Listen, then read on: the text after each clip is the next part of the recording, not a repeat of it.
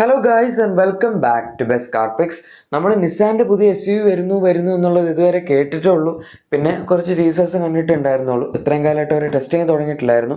പക്ഷെ എന്തായാലും ഫൈനലി നമ്മുടെ നിസാൻ്റെ പുതിയ എസ് യു വിയുടെ സ്പൈഡ് ഇമേജസ് അല്ലെങ്കിൽ ലീക്ഡ് ഇമേജസ് വന്നിട്ടുണ്ട്. ഈ വാഹനത്തിൻ്റെ എക്സ്റ്റീരിയറിൻ്റെ ഒരുപാട് ഇമേജസ് നമുക്കിപ്പോൾ കിട്ടിയിട്ടുണ്ട്. ആൻഡ് അത് വെച്ച് നമുക്ക് ഏകദേശം ഈ വാഹനത്തിൻ്റെ ഡിസൈൻ എങ്ങനെയായിരിക്കും എന്നൊന്ന് അനലൈസ് ചെയ്ത് നോക്കാം. ആൻഡ് വണ്ടിയെ പറ്റിയുള്ള ബാക്കി കാര്യങ്ങൾ നമുക്ക് ഓൾറെഡി ചിലപ്പോൾ അറിയായിരിക്കും ടീസർ ഇമേജസ് ഒക്കെ കണ്ടതുകൊണ്ട്. പക്ഷെ എന്തായാലും നമുക്ക് മൊത്തത്തിൽ ഈ വണ്ടിയെ പറ്റിയുള്ളൊരു ചെറിയ ഓവർവ്യൂ നോക്കാം. ഇനി എന്താണ് ഈ വണ്ടി എന്നറിയില്ല എങ്കിൽ അടുത്ത വർഷം 2026 നമ്മുടെ റെനോയുടെ പുതിയ ജനറേഷൻ ഡസ്റ്റർ വരുന്നുണ്ട്. അത് ബേസ് ചെയ്ത് തന്നെ വരാൻ പോകുന്ന നിസാൻ്റെ ഒരു എസ് യു വി ആണ് ഇത്. ഇതിൻ്റെ പേര് വന്നിട്ടില്ല, മറ്റേൻ്റെ പേര് ഡസ്റ്റർ എന്നായിരിക്കെങ്കിലും ഇതിൻ്റെ പേര് ടെറാനോ എന്നായിരിക്കില്ല എന്ന് നിസാൻ എന്തായാലും പറഞ്ഞിട്ടുണ്ട്. അവർ വേറൊരു പേരാണ് നോക്കിക്കൊണ്ടിരിക്കുന്നത്. കാരണം ടെറാനോ എന്ന് പറയുന്നത് ഇന്ത്യയിൽ അത്ര വളരെ സ്ട്രോങ് ആയിട്ടുള്ളൊരു നെയിം പ്ലേറ്റ് ഒന്നും അല്ലായിരുന്നു ഡസ്റ്റർ പോലെ. പക്ഷേ ഈ വണ്ടിക്ക് എന്തായാലും ബാക്കി ഡിസൈൻ ക്യൂസ്, അതായത് നമ്മുടെ മൊത്തത്തിലുള്ള പ്ലാറ്റ്ഫോം ആയിക്കോട്ടെ, CMF B എന്ന് പറഞ്ഞ പ്ലാറ്റ്ഫോമാണ് ഇതിൻ്റെ അകത്ത് അവർ ഉപയോഗിച്ചിരിക്കുന്നത്. അതുപോലെ തന്നെ ഇതിനകത്ത് വരുന്ന ബാക്കി നമ്മുടെ ഫീച്ചേഴ്സ് സംഭവങ്ങളെല്ലാം തന്നെ ഡസ്റ്ററിൽ നിന്ന് ഷെയ്ഡായിരിക്കും. എക്സ്റ്റീരിയർ പക്ഷേ കാണാൻ അത്യാവശ്യം ഡിഫറെൻ്റ് ആയിരിക്കും. രണ്ട് വണ്ടികൾക്കും അതിൻ്റേതായിട്ടുള്ള ഡിസൈൻ ഐഡൻറ്റിറ്റി ഉണ്ടാകും. ഡസ്റ്റർ എന്ന് പറയുമ്പം ഇൻ്റർനാഷണലി സെയിം ഡാഷ്യ ബിഗ്സ്റ്റർ അതുപോലെ ഡാഷ്യ ഡസ്റ്റർ ഈ രണ്ട് വണ്ടികളുടെ അതേ ഡിസൈൻ തന്നെയാണ് നമുക്ക് ഇന്ത്യയിലുള്ള ഡസ്റ്ററിനും കിട്ടാൻ പോകുന്നത്. കുറച്ച് ചേഞ്ചസ്, അതായത് ഇപ്പം ഫ്രണ്ടിൽ റെനോയുടെ ബാഡ്ജിങ്ങുള്ള ഗ്രില്ല്, പിന്നെ ബമ്പറിൻ്റെ ഡിസൈനിൽ വ്യത്യാസം, അങ്ങനത്തെ സാധനങ്ങൾ, അലോയ് വീൽസിന് ഡിസൈൻ ചേഞ്ച്, ഇതൊക്കെയാണ് ആകെപ്പാടെ നമുക്ക് ഡിസൈനിൽ എക്സ്പെക്ട് ചെയ്യാൻ പറ്റുന്ന ചേഞ്ചസ്. അല്ലാതെ വേറെ മേജർ ആയിട്ടുള്ള കാര്യങ്ങളൊന്നുമില്ല. പക്ഷേ നമുക്കല്ലാതെ ഈ വണ്ടിയിലേക്ക് വരുമ്പോഴേക്കും ഈ വണ്ടിക്ക് ഓപ്പോസിറ്റ് ആയിട്ടുള്ളൊരു ഡാഷ്യ മോഡൽ അല്ലെങ്കിൽ വേറെ മാർക്കറ്റുകളിലൊന്നും ഇതിൻ്റെ വേറൊരു വണ്ടി ഇല്ലാത്തതുകൊണ്ട് തന്നെ എക്സ്റ്റീരിയറിൽ നിസാൻ അത്യാവശ്യം നന്നായിട്ട് കളിക്കാൻ പറ്റും ഡിസൈനിങ്ങിൻ്റെ കാര്യത്തിൽ. ഇപ്പോൾ നമ്മൾ നിസാൻ്റെ മാഗ്നറ്റും റെനോ കൈഗറും എടുക്കുകയാണെങ്കിൽ രണ്ടും എസെൻഷ്യലി സെയിം വണ്ടികളാണ്. പക്ഷേ രണ്ടുപേരും രണ്ടായിട്ടാണ് ഡിസൈൻ ചെയ്തിരിക്കുന്നത്. കണ്ടു കഴിഞ്ഞാൽ ഒരിക്കലും സെയിം വണ്ടികളാണ് എന്നാർക്കും തോന്നുന്നില്ല. ഇപ്പോൾ മാഗ്നറ്റിന് നിസാൻ്റേതായിട്ടുള്ളൊരു ഡിസൈൻ ഉണ്ട്, കൈഗറിൻ്റേതായിട്ടുള്ളൊരു ഡിസൈൻ ഉണ്ട്. ഈവൻ ഇൻറ്റീരിയറിലാണെങ്കിൽ പോലും രണ്ട് വണ്ടികൾക്കും കോമൺ ഫീച്ചേഴ്സ് ഉണ്ട്. പക്ഷേ എന്നാൽ ഇൻറ്റീരിയർ ലേഔട്ട് ഒന്നും തന്നെ സെയിം അല്ല. ഈ വണ്ടികളുടെ കേസിലും അത് തന്നെയാണ് സംഭവിക്കാൻ പോകുന്നത്. ചിലപ്പോൾ ചില ബോഡി പാനൽസ് അതുപോലെ സൈഡ് പ്രൊഫൈലൊക്കെ നിങ്ങൾക്ക് കുറച്ച് സിമിലാരിറ്റി അധികം തോന്നുമായിരിക്കും. പക്ഷേ അത് മാത്രമേ ഉണ്ടാവുള്ളൂ. ബാക്കി കാര്യങ്ങളെല്ലാം തന്നെ ഡിസ്റ്റിങ്റ്റീവ് ആയിരിക്കും. ആൻഡ് ഈ വാഹനത്തിൻ്റെ സൈസ് ആണെങ്കിൽ പോലും നമുക്ക് ഏകദേശം 4.3 to 4.4 മീറ്റേഴ്സിന് ഇടയിൽ വരും എന്നാണ് പറയുന്നത്. കറക്റ്റ് ഒരു ക്രെറ്റയുടെ അത്രയൊക്കെ സൈസ് ഒക്കെ ഉള്ള വാഹനം തന്നെയാണ് നമുക്ക് എക്സ്പെക്ട് ചെയ്യാൻ പറ്റുന്നത്. ഇതിൻ്റെ സ്പൈ ഷോട്ട്സ് ഇപ്പോൾ നിങ്ങൾക്ക് കാണാം ഏകദേശം വണ്ടി എങ്ങനെയാണ് ഇരിക്കുന്നത്, അതുപോലെ ഇതിൻ്റെ റോഡ് പ്രസൻസ് എങ്ങനെയായിരിക്കും, ഇതിൻ്റെ ഡിസൈൻ എങ്ങനെയായിരിക്കും എന്നുള്ളതൊക്കെ ഏകദേശം ഗസ് ചെയ്യാം. റിയർ ഇതുവരെ നിസാൻ കാണിക്കാത്തതാണ്, എവിടെയും കാണിച്ചിട്ടില്ല അവർ. ലീക്ഡ് ഇമേജിൽ നമുക്കിപ്പം വണ്ടിയുടെ റിയർ കാണാം, ടെയിൽ ലാംപ്സ് ഒന്നും കാണാൻ പറ്റുന്നില്ല. ഇപ്പോഴത്തെ ഒരു ഡിസൈൻ ഒക്കെ വെച്ച് പറയാനാണെങ്കിൽ കണക്റ്റഡ് ടെയിൽ ലാംപ്സും കാര്യങ്ങളൊക്കെ ഉണ്ടാവുമായിരിക്കും. ഫ്രണ്ടിൽ നമുക്ക് ഇതിൻ്റെ അകത്ത് സ്പ്ലിറ്റ് ലാംപ്സും കാര്യങ്ങളൊന്നും വരുന്നില്ല, എല്ലാം മുകളിൽ തന്നെയാണ് കൊടുത്തിരിക്കുന്നത്. അതൊരു നല്ല കാര്യമാണ്. കാരണം എല്ലാവരും സ്പ്ലിറ്റ് ലാംപ്സിലോട്ട് പോയി കഴിഞ്ഞാൽ പിന്നെ മൊത്തത്തിലൊരു സുഖമില്ലല്ലോ. പക്ഷേ DRLs നമുക്ക് കിട്ടുന്നുണ്ട്, അത് മുകളിലത്തെ തന്നെയാണ്. അതിന് തൊട്ട് താഴത്തായിട്ടാണ് മെയിൻ ലാംപ്സ് വരുന്നത്. ഞാനതിൻ്റെ ടീസർ കാണിച്ചു തരാം, അപ്പോൾ നിങ്ങൾക്ക് ഏകദേശം ഒരു ഐഡിയ കിട്ടും. എന്തായാലും ഈ വണ്ടി വെച്ച് നോക്കുന്ന സമയത്ത് ശരിക്കും വണ്ടി ഇറക്കിയപ്പോൾ തന്നെ അവർ അത്യാവശ്യം നല്ലൊരു ഡിസൈൻ സിമിലാരിറ്റി മെയിൻറ്റെയിൻ ചെയ്യാൻ ശ്രമിച്ചിട്ടുണ്ട്.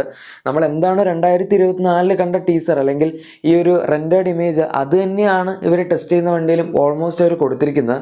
അതുകൊണ്ട് മറ്റേത് അവർ ടീസർ കാണിച്ച് പറ്റിച്ചതെന്ന് നമുക്ക് പറയാൻ പറ്റില്ല. അത്യാവശ്യം നന്നായിട്ട് തന്നെ അവരത് മെയിൻറ്റെയിൻ ചെയ്തിട്ടുണ്ട്, എന്താണ് ഡിസൈൻ ഉള്ളത് അത് തന്നെ. പിന്നെ അത് നല്ലതാണെന്ന് ചോദിച്ചാൽ എനിക്ക് ടീസർ കാണിച്ച സമയത്ത് ഈ വണ്ടിയുടെ ഡിസൈൻ നന്നായിട്ട് ഇഷ്ടപ്പെട്ടായിരുന്നു. എനിക്ക് ഡസ്റ്ററിലും കുറച്ചും കൂടെ പേഴ്സണലി ഇഷ്ടപ്പെട്ടത് ഈ വണ്ടിയുടെ ഡിസൈൻ ആയിരുന്നു. റിയൽ ലൈഫിൽ നോക്കുമ്പോഴാണെങ്കിലും ഈ ഇമേജ് നോക്കണ്ടേ, ഇത് കുറച്ച് കംപ്രസ് ആയിപ്പോയ ഇമേജാണ്. കംപ്രസ് ഇൻ ദ സെൻസ് സൈസിലല്ല, അതായത് ഫോട്ടോയുടെ ഫയൽ സൈസിലല്ല, അല്ലാതെ തന്നെ ഒരു ഇത്തിരി അകത്തോട്ട് കംപ്രസ് ആയി പോയതാണ്. അതെന്തോ പറ്റിയെന്ന് എനിക്കറിയില്ല, എന്തോ സംഭവിച്ചു. ബട്ട് എനിവേ വണ്ടി കാണുമ്പം നമുക്ക് അത്യാവശ്യം നല്ല സൈസും അതുപോലെ ഒരു TC ചെയ്തതുപോലൊക്കെ തന്നെയാണ് തോന്നുന്നത്. പിന്നെ ഇതിൻ്റെ തന്നെ ഒരു നമ്മുടെ ട്രൈബർ ബേസ്ഡ് ആയിട്ടുള്ള നിസാൻ്റെ വണ്ടി വരുന്നുണ്ട്. അതായിരിക്കും ആദ്യം വരുന്നത്. 2025 അവസാനം ആകുമ്പോഴേക്കും ആ വണ്ടി വരും. ഇപ്പോൾ അടുത്ത ട്രൈബർ ഫേസ് ലിഫ്റ്റ് വന്നല്ലോ, അത് ബേസ്ഡ് ആയിട്ട് തന്നെയായിരിക്കും ആ വണ്ടിയും വരാൻ പോകുന്നത്. ആക്ച്വലി സെയിം വണ്ടിയാണ് നിസാൻ പണ്ട് ടീസറിൽ കാണിച്ചത്, അതിപ്പോൾ റെനോ ഫേസ് ലിഫ്റ്റ് ആക്കി ഇറക്കിയെന്ന് മാത്രം. ഇനി ഈ വണ്ടിയുടെ കേസ് എടുക്കുക, അതായത് നമ്മുടെ SUV കേസ് എടുക്കുകയാണെങ്കിൽ തന്നെ ഈ വണ്ടിയിൽ നമുക്ക് മൾട്ടിപ്പിൾ ആയിട്ടുള്ള പവർ ട്രെയിൻ ഓപ്ഷൻസ് അവൈലബിൾ ആയിരിക്കും. അതുപോലെ ഇൻറ്റീരിയർ ആണെങ്കിൽ പോലും നേരത്തെ പറഞ്ഞ പോലെ ഫീച്ചേഴ്സ് എല്ലാം സെയിം ആയിരിക്കും. ഇപ്പോൾ നമുക്ക് 10.1 ഇഞ്ചസിന് ഇൻഫോർടൈൻമെൻറ്റ് സിസ്റ്റം കിട്ടും, wireless Android auto, apple CarPlay, wireless charger, പിന്നെ ഇന്ത്യക്ക് ചിലപ്പോൾ ഒരു വെന്റിലേറ്റഡ് സീറ്റും കാര്യങ്ങളൊക്കെ കൊടുക്കുമായിരിക്കും. അതിന് പുറമെ 360 ക്യാമറ ആയിക്കോട്ടെ, സൺറൂഫ് ആയിക്കോട്ടെ, പിന്നെ ലെവൽ 2 ADAS, അങ്ങനത്തെ ഫീച്ചേഴ്സ് എല്ലാം തന്നെ നമുക്ക് എക്സ്പെക്ട് ചെയ്യാൻ പറ്റും. ഇതിപ്പം ക്രെറ്റയുടെ മുകളിൽ ഓവർ ദ ടോപ്പ് ഫീച്ചേഴ്സ് ഒന്നും കൊടുക്കുന്ന വണ്ടികളൊന്നും ആയിരിക്കില്ല ഇവർ ഇറക്കാൻ പോകുന്നത്. വളരെ ബേസിക് ആയിട്ടും അതുപോലെ അതിന് കുറച്ചും കൂടെ കൂടുതലും എന്ന് നമുക്ക് പറയാം. സിട്രോൻ്റെ അത്ര മോശമൊന്നും ആയിരിക്കില്ല ഫീച്ചേഴ്സിൻ്റെ കാര്യത്തിൽ. സിട്രോൻ ഇപ്പോൾ ഇമ്പ്രൂവ് ചെയ്ത് വരുന്നുണ്ട് കേട്ടോ എനിവേ. പക്ഷേ നമുക്ക് എന്തായാലും ബെഞ്ച് മാർക്ക് ചെയ്യാൻ പറ്റുന്ന ടൈപ്പിലൊന്നും ആയിരിക്കില്ല. എന്നാലും സഫീഷ്യൻറ്റ് ഫീച്ചേഴ്സൊക്കെ ഉണ്ടാവും എന്ന് പറയാം. ഈവൻ ഇൻറ്റീരിയർ പ്ലാസ്റ്റിക് ക്വാളിറ്റി ആണെങ്കിലും അവർ മാഗ്നൈറ്റ്ലി എടുത്ത ലെതർ ഡാഷ്ബോർഡൊക്കെ കൊടുത്തായിരുന്നു. അതുകൊണ്ട് ഈ വണ്ടിയിലും മിക്കവാറും നമുക്ക് കുറച്ച് സ്ഥലങ്ങളിലെങ്കിലും സോഫ്റ്റ് ടച്ച് മെറ്റീരിയൽസ് കൊടുക്കുമായിരിക്കും. എന്തായാലും റെനോ കൊടുക്കുന്നതിലും കുറച്ചും കൂടെ പ്രീമിയം ആയിട്ടായിരിക്കും നിസാൻ ഈ വണ്ടി ഇറക്കുന്നത്. നമുക്ക് ഇപ്പോഴും കൈകറിൽ സോഫ്റ്റ് ടച്ച് മെറ്റീരിയൽസ് ഒന്നും അവൈലബിൾ അല്ല ഇവിടെ.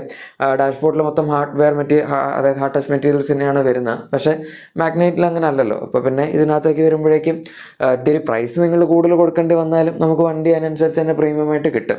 ഇനി ഈ വണ്ടിയുടെ ലോഞ്ച് പറഞ്ഞിരിക്കുന്നത് 2026 പകുതിയോടുകൂടിയാണ്. 2026 സ്റ്റാർട്ടിങ്ങിൽ നമ്മുടെ ഡസ്റ്റർ വരും. അതിനുശേഷം കുറച്ച് കഴിഞ്ഞിട്ടായിരിക്കും ഈ വണ്ടി വരുന്നത്. ഇതിൻ്റെ തന്നെ 7 സീറ്റർ മോഡൽസും വരുന്നുണ്ട്. അത് പക്ഷേ 2027 പറയുന്നത്. മിക്കവാറും 27 സ്റ്റാർട്ടിങ് ആകുമ്പോഴേക്കും തന്നെ വരുമായിരിക്കും. പിന്നെ 7 സീറ്റർ വണ്ടി എന്ന് പറയുമ്പോൾ ഇതിപ്പം നോർമൽ വണ്ടി വരുന്ന 5 സീറ്റർ ആണ്. അതിൻ്റെ പേര് വ്യത്യാസം ഉണ്ടാവും. മാത്രമല്ല ജസ്റ്റ് ഈ 5+2 കൺഫിഗറേഷൻ ഉണ്ടല്ലോ ബാക്കിൽ. വേണമെങ്കിൽ നിങ്ങൾക്ക് ബുദ്ധിമുട്ടില്ല എങ്കിൽ 2 പേര് ഇരുത്താം എന്നുള്ള രീതിയിൽ വരുന്ന വണ്ടിയല്ല. ശരിക്കും 7 സീറ്റർ ആയിട്ട് തന്നെ വേണ്ടി ഡിസൈൻ ചെയ്തിരിക്കുന്ന വണ്ടികളാണ്. അതുകൊണ്ട് ഇപ്പോൾ നമ്മുടെ ഡ്രൈവറൊക്കെ കണ്ടില്ലേ, അതിൻ്റെ അകത്ത് ബാക്കിൽ ആൾക്കാർക്ക് ഇരിക്കാൻ പറ്റുമല്ലോ തേർഡ് റോയിൽ. അങ്ങനെ usable third row seating space തന്നെ ആയിരിക്കും വണ്ടികൾ കിട്ടാൻ പോകുന്നത്. ഇപ്പോൾ നമുക്ക് സിട്രോൻ്റെ C3 എയർക്രോസ് ഒക്കെ വരുന്നുണ്ട് ഈ ഒരു പ്രൈസ് പോയിന്റിൽ 7 സീറ്റ്സ് വെച്ച്. അതിൻ്റെ അകത്ത് നമുക്ക് യൂസബിൾ ആയിട്ടുള്ളൊരു തേർഡ് റോ അല്ല വരുന്നത്. ജസ്റ്റ് ഒരു 5+2 സീറ്റിംഗ് കൺഫിഗറേഷൻ പോലെയാണ്. ഈ വണ്ടിയുടെ കോമ്പറ്റീഷൻ അതുമായിട്ടല്ല. അൽക്കസാർ, സഫാരി പോലുള്ള വണ്ടികളാണെന്ന് വേണമെങ്കിൽ പറയാം. പക്ഷേ മെയിനായിട്ട് അൽക്കസാർ ആണ്. കാരണം ക്രെറ്റയുടെ 7 സീറ്റർ SUV ആണ് അൽക്കസാർ. സോ കറക്റ്റ് കോമ്പറ്റീഷൻ ആണ്, കറക്റ്റ് റൈവലാണ്. ഇനി വേറൊരു പവർ ട്രെയിൻ റിലേറ്റഡ് ആയിട്ടുള്ള അപ്ഡേറ്റ് ഉള്ളത്, ഇതിൻ്റെ അകത്ത് നമുക്ക് 1.5 ലിറ്റർ അല്ലെങ്കിൽ ഹൈബ്രിഡ് പവർ ട്രെയിൻ, 1.5 ലിറ്റർ ആണ് എഞ്ചിൻ എന്ന് കൺഫേം ആയിട്ടില്ല. പക്ഷേ ഹൈബ്രിഡ് പവർ ട്രെയിൻ എന്തായാലും കിട്ടും എന്നുള്ള കാര്യം ഉറപ്പാണ്. ഏകദേശം ഇൻ ദ സെൻസ് വണ്ടി ഇനീഷ്യലി ലോഞ്ച് ചെയ്യുന്ന സമയത്ത് ഉണ്ടാവില്ല.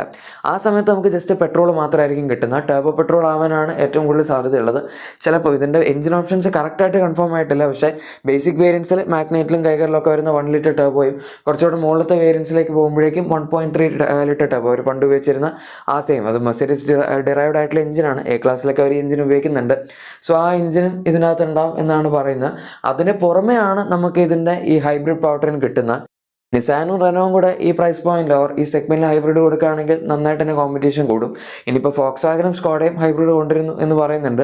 മഹീന്ദ്ര ഹൈബ്രിഡ് കൊണ്ടുവരുന്നു എന്ന് പറയുന്നുണ്ട്. അങ്ങനെ മൊത്തത്തിൽ എല്ലാ കമ്പനികളും കൂടെ ഹൈബ്രിഡ് ഇറക്കുമ്പോഴേക്കും നമുക്ക് എന്തായാലും ആ ഒരു കാര്യത്തിൽ സുസുക്കിയും ടൊയോട്ടയും മാത്രമേ കൊടുക്കുന്നുള്ളൂ എന്ന് പിന്നെ പറയേണ്ട കാര്യം ഉണ്ടാവില്ല. കോമ്പറ്റീഷൻ വരും. അപ്പോൾ എല്ലാവരും വണ്ടികൾ ഇമ്പ്രൂവ് ചെയ്ത് തുടങ്ങും. പിന്നെ വണ്ടി ഇനീഷ്യലി ഇറങ്ങുമ്പോൾ CNGയുടെ ഓപ്ഷനും നമുക്ക് എക്സ്ട്രാ ആയിട്ട് അവൈലബിൾ ആയിരിക്കും എന്നവർ പറയുന്നുണ്ട്. ഇതൊക്കെ നമുക്ക് നോക്കാം. വണ്ടി ഇറങ്ങാൻ ഇനിയും കുറച്ചും കൂടി സമയമുണ്ട്. ഇപ്പോൾ എന്തായാലും ഇനീഷ്യൽ ടെസ്റ്റിംഗ് ഫേസിൽ നിങ്ങൾക്ക് ഇതിൻ്റെ അഭിപ്രായം എന്താണ് എന്ന് താഴെ കമൻസിൽ പറയാം. പിന്നെ നിങ്ങളുടെ എക്സിസ്റ്റിംഗ് വാഹനത്തിന് എന്തെങ്കിലും ചെറിയ ആക്സറീസോ ക്ലീൻ പ്രൊഡക്ട്സോ ഒക്കെ വേണമെങ്കിൽ നമ്മുടെ ഡിസ്ക്രിപ്ഷൻ അല്ലെങ്കിൽ പ്രൊഡക്ട്സായി തീർച്ചയായും ചെക്കൗട്ട് ചെയ്തേക്കാം. വീഡിയോ ഇഷ്ടപ്പെട്ടെങ്കിൽ ഉറപ്പായിട്ടും ലൈക്കും സബ്സ്ക്രൈബും ഷെയറും കൂടെ ചെയ്യാം. നമുക്ക് മറ്റൊരു വീഡിയോയിൽ കാണാം. അതുവരെ thank you for watching my video and good bye.